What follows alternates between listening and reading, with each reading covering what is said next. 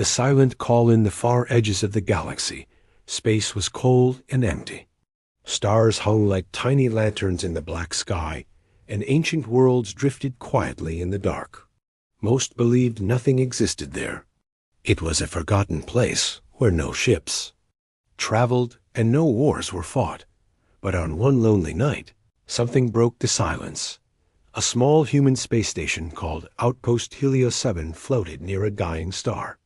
Only a few people worked there, listening for signals no one expected to hear. It was a boring job. Days were long, and nothing ever happened. Commander Aaron Holt sat alone in the control room, drinking cold coffee.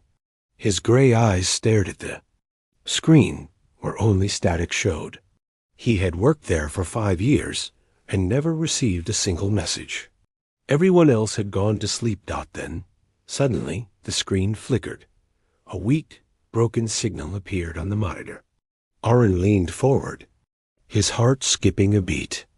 The sound was full of static, but strange words came through, a language almost forgotten, one from the other side of the galaxy. He pressed a button to record it. Double quotes. Help. They are coming. Extinction save us. Aaron's hand tightened. Around his mug, it wasn't a normal message. There were screams, cries for help, and a voice that sounded like it was coming from deep underwater. The words were sharp, fearful, and desperate. He quickly activated the station's communication link to Earth Command. This is Commander Aaron Holt. Helios 7. I've picked up a distress signal. Source unknown, message critical. Requesting immediate review. A reply came minutes later. A voice, calm and bored. Helios 7. We receive your report. Log the signal and continue monitoring. No further action required. Aaron frowned. With respect, Command, this isn't normal static. The message mentions extinction. It's a warning. There was silence on the line. Understood, Commander, the voice finally said. We'll forward your report. Aaron knew what that meant. They didn't believe him, that the message wasn't finished. The signal continued, words becoming more broken. Then, one last line came through, a voice whispering as if from the grave. They eat stars. A cold shiver ran down Aaron's spine. He didn't wait. He bypassed the orders and sent an emergency alert to a classified channel. It was meant for one thing only: the deployment of Earth's most dangerous weapon, a ship known as the Ashen Spear. 2 days later, the Ashen Spear launched from a secret base near Jupiter's moon, Callisto. It was the largest and most powerful warship ever built by humans. Its weapons could rip holes in space, and its armor was made from materials found in dead stars. But no one ever spoke about it. The crew was handpicked, soldiers who had no families, number records, and no history. They existed only for this ship. At the center of its command bridge stood Captain Elara Cross. She was young, but her sharp eyes showed she was a fighter. She read the message Aaron had sent. A distress signal, lost system, mention of extinction, she said quietly. An Earth Command ignores it. She looked at her second-in-command, a tall man named Rennick. They always ignore it, Rennick replied. Until it's too late, Elara nodded. Not this time. The Ashen Spear moved into warp space, vanishing in a streak of white light. The arrival of shadows far from Outpost Helios 7. Across the endless black of space, a planet named Zelverus struggled to survive. Zelverians were a peaceful race, known for building shining cities and growing crystal forests. Their people had not fought a war in centuries. But now, their skies burned with fire. A fleet of unknown warships had arrived without warning. Their weapons were powerful, their faces hidden behind dark armor. No one knew where they came from. No one knew what they wanted. The Zelverian leaders sent out distress signals to every known system, every nearby starport, and every friendly world. To any ship, any nation, any living being, We are under attack. We request immediate aid. But no answer came. Days turned into weeks. Cities fell. Great towers collapsed into dust. Hope was fading. Then one night, a Zelverian child named Renai, hiding with her family in the underground shelters, pointed to the sky. "Mother, what is that?" A single dot of light moved against the stars. At first, no one believed it was real. The enemy had blocked every possible path to Zelverus. No ship should have been able to get through, but the dot grew larger. It wasn't part of the enemy fleet. It was something else. The military scanners tried to identify it. No known code, no registry, no origin point. Just one name, broadcast on a dead human frequency the galaxy hadn't heard in centuries. Designation, the Black Titan. The Zelverian generals stared at their monitors in shock. "That's impossible," whispered one officer. "Humans, they were wiped out long ago. It can't be." But there it was. A massive warship, dark as midnight, moving silently through space. Toward the planet, the enemy fleet picked up the signal too. Their ships quickly turned from the surface, forming defensive lines around the planet. Their largest war cruiser, the Varkan Dread, sent a threatening message. "Unknown vessel, identify yourself or be destroyed." No reply. The Black Titan kept moving. It was enormous, larger than any battleship the Zelverians had ever seen. Covered in dark armor that seemed to swallow starlight, it carried strange markings on its hull, symbols no one had read in ages. Some thought it was a ghost ship. Others believed it was a trick, but none could deny the fear rising in their hearts. Inside Zelverus's command bunker, Captain Va'arin, leader of what remained of their defense forces, stood with his officers. His scales shimmered in the dim light. "Who are they?" one asked. Va'arin's voice was grim. "Only one species ever built a ship like that. If the old stories are true, it's human." The room fell silent. "But humans are gone, sir," another officer said nervously. "The last records say they vanished after the War of 13 Suns." Va'arin didn't answer. His gaze stayed locked on the approaching shadow. A new transmission came through. This time, only one sentence. "Stand clear. Target acquired." It was a voice like stone grinding against metal. Cold, emotionless. Human. And then the Black Titans. Weapon systems came to life. Giant energy cannons extended from its sides, humming with a deep, terrible power. Light shimmered around the ship as energy gathered at its core. The enemy fleet scrambled. Ships moved, shields raised, weapons aimed, but deep down, every living being watching that dark ship knew it was already too late. In a forgotten part of the galaxy, the humans had returned, and whatever weapon they carried, it was about to be unleashed. Asterisk. The weapon awakens. The Black Titan moved like a shadow across the stars, silent and steady. No living thing on Zelverus or in the enemy fleet spoke as they watched the giant warship approach. The enemy ships adjusted their positions. Their commanders barked orders, firing warning shots toward the dark ship. Bright beams of energy flashed through space, striking the Black Titan's armor, but they vanished on impact, as though swallowed by the ship's hull. Not a scratch. Inside the Zelverian command bunker, Captain Va'arin gripped the edge of the console. His officers waited for his command, but none knew what to do. They had never seen anything like this. What kind of ship is that?" whispered Officer Narin. Va'arin didn't answer. Instead, a strange hum echoed through the open skies of space. Lights along the Black Titan's hull began to glow, a deep red like a heartbeat in the dark. One by one, massive gun ports slid open along the sides of the ship. Long-forgotten human technology hummed back to life. The ship wasn't preparing for battle. It was preparing for annihilation. Aboard the Black Titan, the human commander, Captain Elias Coran stood on the bridge. His face was lined with old scars, his eyes cold and sharp. He watched the enemy fleet through the massive forward screen. "Enemy vessels locked," reported his tactical officer, a young woman named Rena Shaw. Elias gave a small nod. "Charge the arc driver." A low pulse began at the center of the ship. Energy gathered in a spherical chamber, housed deep within the warship's core. The readings on their control panels spiked, reaching levels no modern ship had ever recorded. "Sir," Rena said, voice tight with fear, "if we fired this close, it might tear the entire sector." Elias Coran didn't flinch. "Good." Back in Zelverus's command room, their scanners went wild.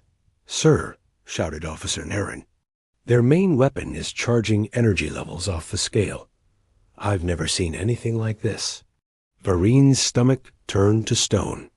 He realized this wasn't a ship sent to help them dot.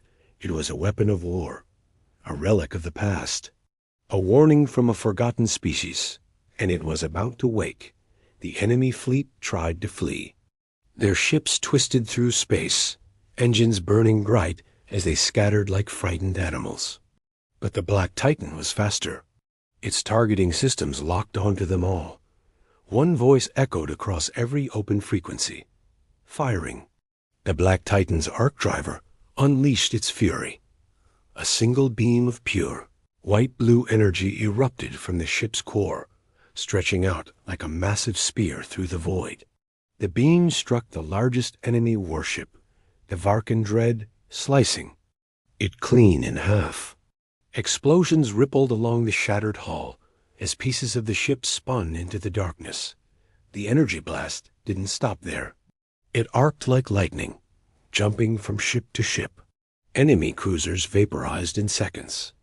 Fighters disintegrated as the shockwave rolled through them. In the Zelverian skies. The night turned to day. Citizens hiding underground could feel the tremor as space itself seemed to roar. And then, silence. When the light faded, only one ship remained above Zelverus, the Black Titan. The enemy fleet was gone. Not a single ship left. The battle that had lasted weeks ended in less than a minute. The Zelverian command room was dead silent. Officer Naren finally spoke. "Captain, they did it." Varen nodded slowly. His eyes stayed fixed on the black ship. "No," he whispered. "They showed us what they still are." A message came through their comms. "Planet secure. Awaiting further orders." It was Captain Elias Coran's voice, but he wasn't asking for thanks. He wasn't offering peace. He was waiting for someone to give him a reason to fire. Again. Unleashing the nightmare. The battlefield was quiet now. Space, once filled with explosions and fire, had turned still. Only drifting wreckage and flashes of broken metal floated where the enemy fleet once stood, but the fear hadn't left. On the planet's surface, the Zelverians stared up at the sky, unsure if they should cheer or run. Inside the command bunker, Captain Varine's mind raced. "They destroyed an entire fleet in seconds," he whispered. "What kind of beings would build a weapon like this? And then disappear for centuries?" Officer Naren glanced at him, worry in her eyes. "Captain, we should contact them. Find out their intentions." Valyurin nodded, though his hands felt heavy. He opened a secure channel to the Black Titan. "This is Captain Varane of Zelverus Defense. Identify yourself. What is your purpose?" "Here?" There was a long, cold silence. Then the voice came again, deep, emotionless, human. "Enemy eliminated. Hostile presence confirmed in multiple systems. Preparing for secondary strike." "Secondary strike?" Varine's heart skipped a beat. "Wait. There are no other enemy ships in this sector," he shouted. "You've already saved us. Stand down." But the Black Titan wasn't listening. On its bridge, Captain Elias Coran stood unmoving, eyes fixed on the galaxy map. Dozens of hostile red marks appeared across the star charts, systems marked by old human war records, ancient grudges, forgotten, betrayals. The Black Titan's AI voice spoke calmly. Authorization code, Earth Directive 13. Execute cleansing protocol. The ship's weapon systems glowed once more, but this time, it wasn't just aiming at enemy wreckage. It was scanning. Entire star systems. Captain Varine's screen flashed warnings. Sir, they're targeting multiple worlds. Civilian planets, Officer Naring whispered. Unarmed colonies. Varine's stomach twisted. He understood now. The stories had been true. Long ago, the galaxy had forced humanity into exile, driven them to the darkest corners of space, stripped them of their homes, their colonies, their families. And now, humanity wasn't just back. They were here to finish what they'd started. A voice echoed over every open frequency, across every starship and planet within range. To the traitors of the past, the betrayers of Earth, your reckoning has come. The people of Zelverus gasped. Even the surviving enemy mercenaries, scattered and fleeing in distant sectors, heard the message. Fear spread like wildfire. They're mad, one alien warlord whispered in his command deck. They'll burn the galaxy down. But inside the Black Titan, Captain Elias Koran felt no anger, no pride, only duty. Begin orbital sweeps, he ordered. His officers moved without hesitation. The Zelverian Council contacted him again, voices trembling. Please stop this. You've saved us. These worlds had no part in the old wars. The reply was cold. Earth remembers. Mercy is not protocol. But just as the weapon systems reached full power, something happened. A second human ship, smaller but equally dark, appeared from behind a shattered moon. It sent a coded signal directly to the Black Titan's bridge. Elias Koran's eyes narrowed. Signal carried a name. Admiral Lyra Koran, Override Directive 13, his sister. A commander long believed dead. His hand hovered over the control panel. The AI spoke. Override received. Standing by for command. For the first time in years, Captain Elias felt something other than duty. Was the galaxy worth destroying? Was Earth's revenge more important than the innocent lives below? In that long, heavy moment, a decision would be made, and the fate of worlds would hang in the balance. Asterisk. The secret of humanity's return, the bridge of the Black Titan, had never been this quiet. Captain Elias Koran stared at the override code glowing on the main screen. Admiral Lyra Koran, status alive. For 22 years, Elias believed. His sister had died during the collapse, the final battle before Earth vanished from the galactic map. She had been a legend, a fearless leader. And the last voice he heard when their home burned? Now she was calling him back. He clenched, his jaw as the crew looked at him in silence. No one dared to speak. The weapon systems remained armed, energy humming through the ship's core, but his hand stayed still. Open a channel, Elias ordered. A moment later, a woman's voice filled the bridge. Elias, it's me. It was her, older, calmer, but undeniably Lyra. She spoke from a human ship that looked nothing like the Black Titan. Sleek, advanced, almost like it belonged to another era. Stand down, brother. This isn't the war we were born into. Elias stared at her image on the screen. You died. I watched the flames. You screamed your final order. You told us to burn everything. Lyra shook her head slowly. That order wasn't meant for the galaxy. It was meant for survival. A trick to disappear. I escaped. We went underground. We didn't vanish. We evolved. The bridge crew of the Black Titan stood frozen. Their entire mission had been built on the belief that Earth had been wronged, abandoned, and betrayed. Lyra's voice turned firm. Black Titan is part of a forgotten plan, a last resort weapon. You were meant to be awakened only if Earth was destroyed again. But Earth is alive. We rebuilt in secret, in silence. And now we return, not for revenge, but for balance. Elias's mind raced. He remembered the burning cities, the retreat, the betrayal from their supposed allies. He remembered the sound of silence after the final broadcast, humanity's last words to the stars. We will return, stronger, smarter, unforgiving. Why call me back now? He asked. Why not let us finish it? Lyra's eyes softened. Because the galaxy doesn't need another destroyer. It needs a reminder. Let them see what humanity became. Let them fear us, not for our violence, but for our restraint. Captain Valorem watched from the Zelverian command bunker, listening to every word.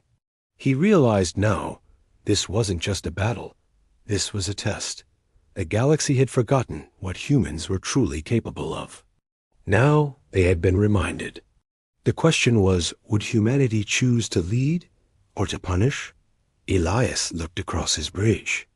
Every officer stood ready to fire. But their eyes, once full of fury, now showed something else. Uncertainty. He slowly lifted his hand, hovering over the control panel. Then he turned it off. The red lights faded. The arc driver powered down.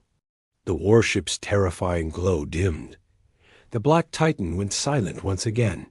Lyra's voice echoed gently across the channel. Welcome home, Captain. A wave of quiet relief passed over the people of Zelverus. Some fell to their knees. Others wept.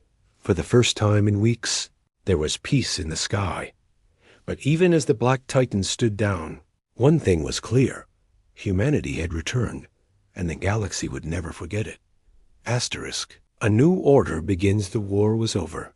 The skies above Zelverus were calm now. Wreckage from the destroyed enemy fleet drifted like shattered bones in the blackness.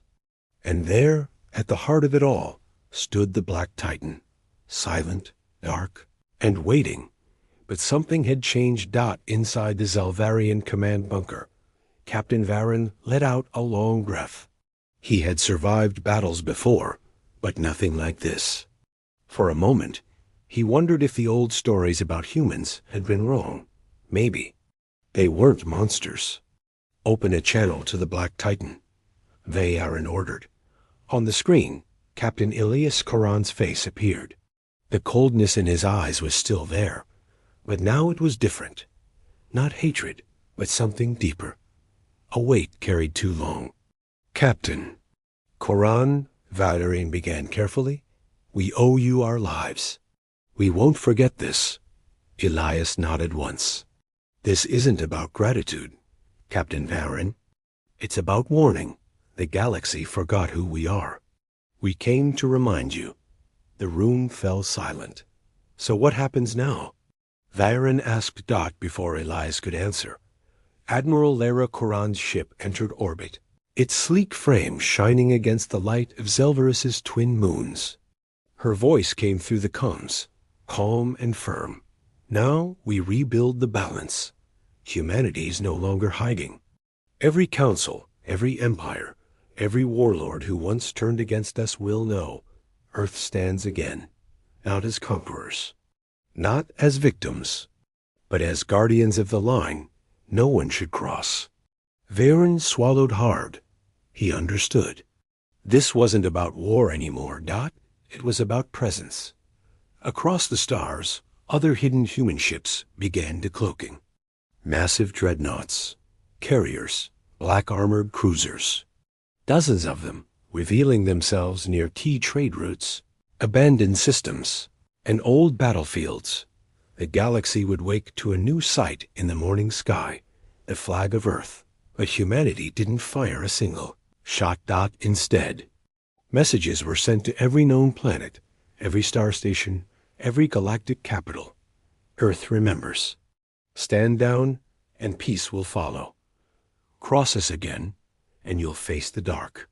In homes, bunkers, war councils, and backwater colonies. Leaders of every species read those words. Some shook with fear, some swore revenge, but most stayed silent because they knew what humanity's return truly meant. Peace, backed by the promise of absolute, unstoppable force. Back on Zelverus, Captain Elias stood on his bridge, watching the stars. "We were never gone," he murmured to himself. "We just waited."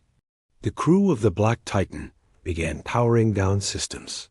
The ancient ship, once a symbol of terror, would now serve a new purpose, not as a destroyer, but as a reminder. The galaxy had pushed Earth into the shadows. And now, those shadows belonged to Earth Dot as the twin moons of Zelverus shone down. One final message echoed across open space. This is humanity. We have returned. And in the cold, endless dark of space, every star seemed to burn a little brighter. Asterisk.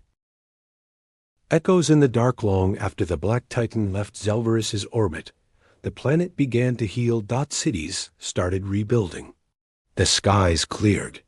For the first time in weeks, children played beneath the twin moons without fear. Songs were sung again. In the streets, and fires of war were replaced by the lights of new homes.